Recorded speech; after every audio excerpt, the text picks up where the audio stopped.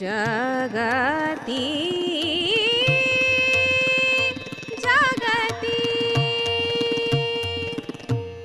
श्रीधर स्मरणामृत श्रीधर गानामृत गुरुविನ ನಾಮಾಮೃತ ಮಾಡುವ ಬನ್ನಿ.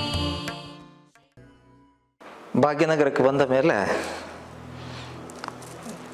ಕಮಲಾ ನಾರಾಯಣರಿಗೆ ಅತ್ಯಂತ ಶುಭ ಸೂಚಕವಾದಂತಹ ವಿದ್ಯಮಾನಗಳು ಗೋಚರಿಸ್ತದೆ. ಕೆಲವೇ ದಿನಗಳಲ್ಲಿ ಕಮಲಾದೇವಿ ಗರ್ಭವತಿಯರಾಗ್ತಾರೆ. ಅತ್ಯಂತ ಸಂತೋಷ, ಹಬ್ಬದ ವಾತಾವರಣ. ಯಾಕೆಂದರೆ ಕುಲಪುರೋಹಿತರು ಹೇಳಿದಂತಹ ಮಾತು ಹಾಗೆ ದತ್ತ ಕಾರುಣ್ಯದಿಂದ ಒಬ್ಬ ಮಗ ಹುಟ್ಟುತ್ತಾ ಇದ್ದಾನೆ ಅನ್ನುವಂತಹ ಸಂತೋಷ. ಆ ಸಂತೋಷದಲ್ಲಿಯೇ ಕಮಲಾದೇವಿ ಅನುಕ್ಷಣ ಪ್ರತಿದಿನ ದೇವತಾರಾಧನೆಯಲ್ಲಿ ಹಾಗೆಯೇ ದೇವತಾ ಸ್ತೋತ್ರಗಳನ್ನು ಹೇಳುತ್ತಾ ಕಾಲ ಕಳೀತಾ ಇರ್ತಾರೆ. ಯಾಕೆಂದರೆ ಅದಕ್ಕೊಂದು ಶ್ರೇಷ್ಠವಾದಂತಹ ಪವಿತ್ರವಾದಂತಹ ವೇದಿಕೆ ಸಿದ್ಧ ಆಗ್ತಾ ಇದೆ. ದತ್ತಾವತಾರಿಯ ಆಗಮನಕ್ಕೆ ಬೇಕಾಗಿ ಇವರು ದೈಹಿಕವಾಗಿ ಮಾತ್ರ ಅಲ್ಲ, ಮಾನಸಿಕವಾಗಿ ಅಂತಹ ಸಿದ್ಧತೆಯನ್ನು ಮಾಡಿಕೊಳ್ತಾ ಇರ್ತಾರೆ. ಸದಾ ಅಂದರೆ ಕುಟುಂಬದ ಹಿನ್ನೆಲೆಯೂ ಹಾಗೇ ಇತ್ತು.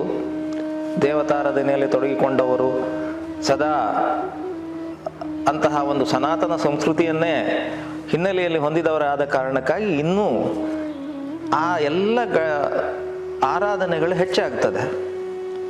ಹಾಗಿರುವಾಗ ಗರ್ಭವತಿಯಾದಂತಹ ಕಮಲಾದೇವಿಯನ್ನು ನೋಡಲಿಕ್ಕೆ ಅವರ ತಾಯಿಯಾದಂತಹ ಬಯಾಬಾಯಿ ಗುಲ್ಬರ್ಗದಿಂದ ಬರ್ತಾರೆ ಭಾಗ್ಯನಗರಕ್ಕೆ. ಬಂದವರು ಸ್ವಲ್ಪ ದಿವಸ ಇದ್ದು ಅವರನ್ನು ಆರೈಕೆ ಮಾಡಿ ಮತ್ತೆ ಅವರನ್ನು ಗುಲ್ಬರ್ಗಕ್ಕೆ ಕರ್ಕೊಂಡು ಹೋಗ್ತಾರೆ. ಬಯಾಬಾಯಿ ತವರು ಮನೆಯಲ್ಲಿದ್ದರು ಮಡಿಯಾಳದಲ್ಲಿ. ಯಾಕೆಂದರೆ ಅವರು ಆ ಕಾಲಕ್ಕೆ ಅವರ ಪತಿ ತೀರಿ ಹೋದ ಕಾರಣಕ್ಕಾಗಿ ತವರು ಮನೆಯಲ್ಲಿದ್ದರು. ಕಮಲಾಬಾಯಿಯನ್ನು ಅವರು ಕರ್ಕೊಂಡು ಹೋಗಿದ್ದು ತಮ್ಮ ತವರು ಮನೆಗಲ್ಲ, ಚಿಂಚೋಳಿಗೆ ಕರ್ಕೊಂಡು ಹೋಗ್ತಾರೆ. ಚಿಂಚೋಳಿಯಲ್ಲಿ ಬಯಾಬಾಯಿಯ ಮತ್ತೊಬ್ಬ ಮಗಳನ್ನು ಚಿಂಚೋಳಿಯ ದೇಸಾಯಿಯ ಮನೆಗೆ ಕೊಟ್ಟಿತ್ತು. ಈಗ ಲಾಡು ಚಿಂಚೋಳಿ ಅಂತ ಹೇಳ್ತಾರೆ. ಅಲ್ಲಿಗೆ ಗರ್ಭವತಿಯಾದಂತಹ ಕಮಲಾಬಾಯಿಯನ್ನು ಬಯಾಬಾಯಿ ಅವರು ಕರ್ಕೊಂಡು ಹೋಗ್ತಾರೆ. ಸ್ವಲ್ಪ ದಿವಸದ ನಂತರ ನಾರಾಯಣರಾಯರು ಅಲ್ಲಿಗೆ ಹೋಗುತ್ತಾರೆ. ಹೇಳಬೇಕು ಅಂತಾದರೆ ಪೂರ್ಣಿಮೆಯ ಚಂದ್ರನ ಹಾಗೆ ಕಮಲಾಬಾಯಿಯವರು ಕಂಗೊಳಿಸ್ತಾ ಇದ್ರಂತೆ. ಶ್ರೀದತ್ತನನ್ನೇ ಅವತಾರಿಯಾದಂತಹ ದತ್ತನನ್ನೇ ಗರ್ಭದಲ್ಲಿ ಧರಿಸಿದವರು ಹೇಗೆ ನಿಜವಾದಂತಹ ದತ್ತನ ತಾಯಿಯಾದಂತಹ ಅನಸೂಯಾ ದೇವಿಯವರು ಆ ಕಾಲಕ್ಕೆ ಇದ್ರೋ ಆ ರೀತಿಯಲ್ಲಿ ಲಕ್ಷಣ ಸಂಪನ್ನೆಯಾಗಿದ್ದರು ಕಮಲಾಬಾಯಿಯವರು. ದಿನ ತುಂಬುತ್ತಾ ಬರ್ತಾ ಇದೆ. ಚಿಂಚೋಳಿ ಗಾಣಗಾಪುರದಿಂದ ಬಹುಶಃ ಒಂದು 10-12 ಮೈಲಿ ದೂರದಲ್ಲಿರೋದು.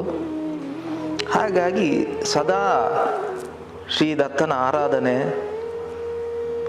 ಉತ್ಸವಗಳು ಚಿಂಚೋಳಿಯಲ್ಲಿ ನಡೀತಾ ಇತ್ತು.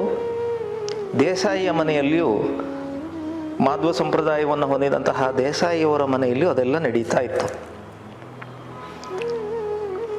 ದತ್ತನ ಪಾದುಕೆಯನ್ನು ತರಿಸುವುದು, ಆ ಉತ್ಸವಗಳು ನಡೆಯುವುದು, ಪ್ರತಿಯೊಂದು ಘಟನೆಗಳು ದೇಸಾಯಿಯವರ ಮನೆಯಲ್ಲಿ ಚಿಂಚೋಳಿಯಲ್ಲಿ ಇಡೀ ಗ್ರಾಮದಲ್ಲೇ ನಡೀತಾ ಇತ್ತು. ಹಾಗೆ ದತ್ತ ಜಯಂತಿ ಹತ್ತಿರ ಬರುವಂತಹ ಸಂದರ್ಭ ಇತ್ತ ಕಮಲಾಬಾಯಿಯವರು ಇನ್ನೇನು ದತ್ತಾವತಾರಿಯಾದಂತಹ ಆ ಮಗುವನ್ನು ಲೋಕಕ್ಕೆ ಕಾಣಿಸುವಂತಹ ಸಂದರ್ಭ ಎರಡೂ ಏಕಕಾಲಕ್ಕೆ ಸಂಭವಿಸುವ ಹಾಗೆ ಇತ್ತು. ಮಾರ್ಗಶಿರ ಶುದ್ಧ ಪೌರ್ಣಿಮೆ ದತ್ತ ಜಯಂತಿಯ ದಿನ ಸಂಪೂರ್ಣವಾಗಿ ಚಿಂಚೋಳಿ ಅಲಂಕೃತವಾಗಿತ್ತು. ಯಾಕೆಂದರೆ ಮನೆ ಮನೆಗೆ ದತ್ತ ಪಾದುಕೆಯನ್ನು ತರಿಸುವಂತಹ ಕ್ರಮ ಆ ಕಾಲಕ್ಕೆ. ಅಂತಹ ಸಿದ್ಧತೆಯಲ್ಲಿ ಚಿಂಚೋಳಿ ಸಿದ್ಧವಾದರೆ ಇತ್ತ ಕಮಲಾಬಾಯಿಯು ಲೋಕೋದ್ಧಾರಕನಾದಂತಹ ಮಗನನ್ನು ಲೋಕಕ್ಕೆ ಕಾಣಿಸುವಲ್ಲಿ ಸಿದ್ಧತೆಯನ್ನು ಮಾಡ್ತಾ ಇದ್ರು. ಯಾವ ಕ್ಷಣಕ್ಕೆ ಭೂಸ್ಪರ್ಶ ಆಗಬೇಕು ಎನ್ನುವುದು ಅವತಾರಿಗೆ ತಾನೇ ತೀರ್ಮಾನಿಸುವುದಲ್ವೇ. ಆ ನೆಲೆಯಲ್ಲಿ ದತ್ತ ಜಯಂತಿ, ದತ್ತ ಪೂರ್ಣಿಮೆ ಆ ಉತ್ಸವಗಳು ಆರಂಭ ಆಯಿತು. 7/12/1908 ಕೀಲಕ ನಾಮ ಸಂವತ್ಸರ ಮಾರ್ಗಶಿರ ಶುದ್ಧ ಪೌರ್ಣಿಮೆಯ ದಿನ ದತ್ತ ಜಯಂತಿ ಎಲ್ಲೆಲ್ಲಿಯೂ ಅನುರಣಿಸ್ತಾ ಇದ್ದದ್ದು ಒಂದೇ ಒಂದು ಘೋಷ. ಅದು ದಿಗಂಬರ ದಿಗಂಬರ ಶ್ರೀಪಾದ ವಲ್ಲಭ ದಿಗಂಬರ ಎನ್ನುವ ಹಾಗೆ ಸಂಪೂರ್ಣವಾದಂತಹ ಚಿಂಚೋಳಿ ಪ್ರತಿಧ್ವನಿಸ್ತಾ ಇದ್ದರೆ, ದೇಸಾಯಿಯವರ ಮನೆಯೂ ಕೂಡ ದತ್ತ ಪಾದುಕೆಯ ಆಗಮನಕ್ಕೆ ಬೇಕಾಗಿ ಎಲ್ಲ ಸಿದ್ಧತೆ ಹಾಗೆಯೇ ಪ್ರತಿಯೊಂದು ಅಲಂಕಾರದಿಂದ ಸಿದ್ಧಗೊಂಡಿತ್ತು ದತ್ತ ಪಾದುಕೆಯನ್ನು ಆಮಂತ್ರಿಸಲಿಕ್ಕೆ ಬೇಕಾಗಿ.